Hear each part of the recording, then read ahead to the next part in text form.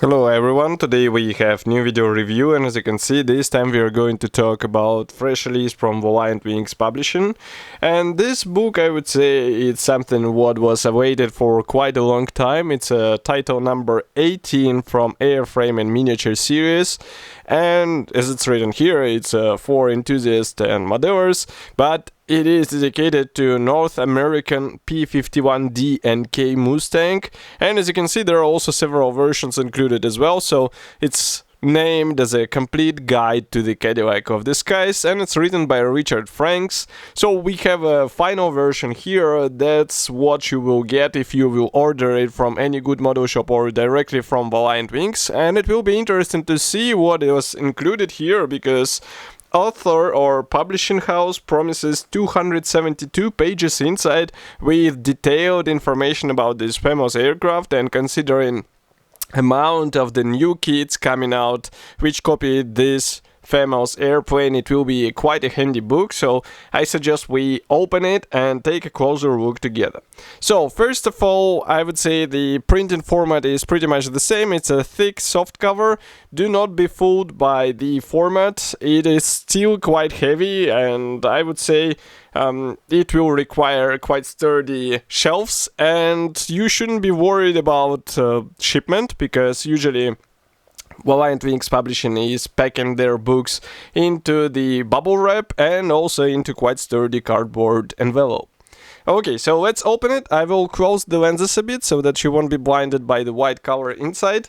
Okay, so first of all, we start with the contents page, and here I would like to zoom in a bit so that you can see all these, let's say, sections in a bit more zoomed in view. We have airframe chapters, we have miniature chapters, and we have appendices.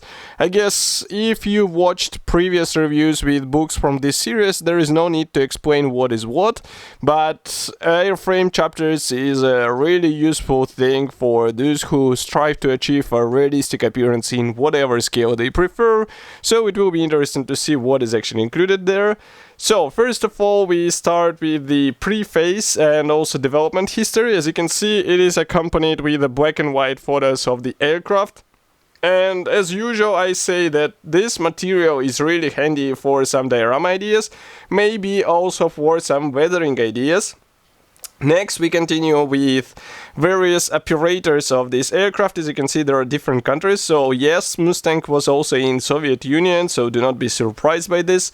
And next, we proceed with a really handy chapter, because it shows the differences between various aircraft versions. And it is shown in the form of these side profiles, but still it is quite understandable. And of course, each version has some description which will tell you more on why this version was developed and what was the change. Next, we continue with the camouflage and marking section. So I guess name speaks for itself. We have a combination of black and white and color photos, and we also get color profiles. So for the color profiles, I'm just looking if there is a number written in the press release, but no, there is no number. But publisher claims that there are more than 200 photographs, including the wartime images, and color side views were made by Richard Caruana. Okay, so here we have also surface preparation and paint, so that you can decide how to paint it properly, because we all know these discussions regarding Mustang and how it should be painted. And I think all these cover profiles is also really valuable stuff. Even though we get a side profiles, still it won't be necessary, it won't be difficult to find a detailed marking guide which will help you to copy this marking, and in my opinion this is really important if you don't want to copy out of the box version. And next we proceed with German aircraft with a yellow bottom. This is also quite surprising. Next we have some New Zealand aircraft. And then we move into the P-51 kits section. So here you get quite extensive list of the kits in all the scales which are, let's say, existing on the market. So as you can see, 148, 132nd. Here we can see Edward Mustang, which is also quite nice. And next we proceed with Hasegawa Italeri, Model Suite, I guess we all understand that there are a lot of possible alternatives, and as you can see here, we move on to the 1/32 scale.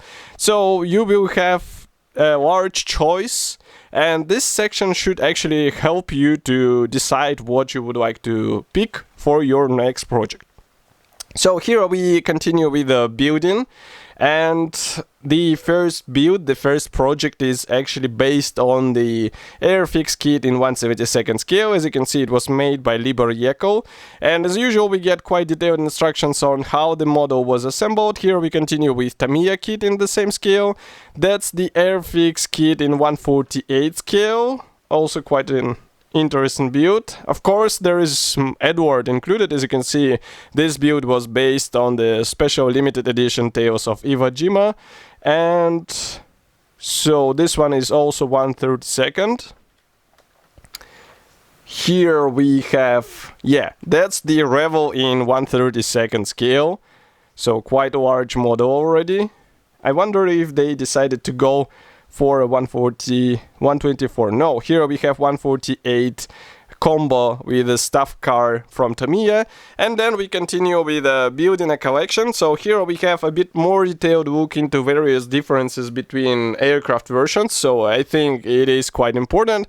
And if you wonder how the differences are displayed, they're shown with a dark gray color, and as you can see, with special, let's say, writings which point on the various changes here and there. This is really crucial if you would like to get a precise copy of this or that version. As you can see, there are some minor differences which still make, I would say, the obvious that this is a, let's say, this version of P-51F and A, or maybe it's an AG, so that's why you have to pay attention to all this stuff. Nevertheless, I also like this in detail section. It's chapter number 8, and here we get a chance to take a closer look at the real aircraft parts.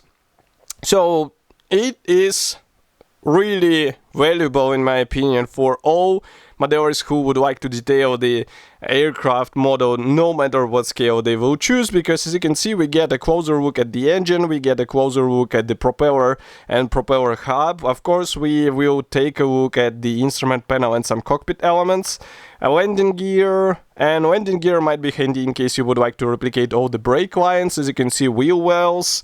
Then we continue with armament. Here we have some section and photos and drawings dedicated to the inner radio equipment which was installed behind pilot. And here we continue also with covers and picketing, which is also quite important thing if you would like to copy aircraft in a parked position. Next we continue with the full list of the possible kits and accessories and books about this aircraft, and this is also useful and handy stuff. And here we have a small picture of the aircraft on, I'm just trying to read upside down. So it's real aircraft which has the checkered tail. But what is even more interesting is that we have drawings included.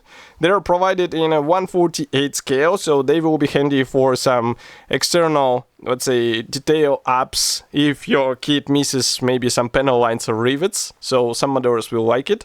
And that's all. So price should be set at 25 British pounds. It should be already available, but I would recommend to hurry up because I have no doubt that it will be sold out quickly, and that's why it's better to get your own as soon as you can. And of course I will be happy to hear your opinion about such a list. Do not forget to write it here in the comment section below. If you like this video, press the like button, subscribe to our YouTube channel, and I will see you in the next video review as usual. Thank you for joining me today, and bye.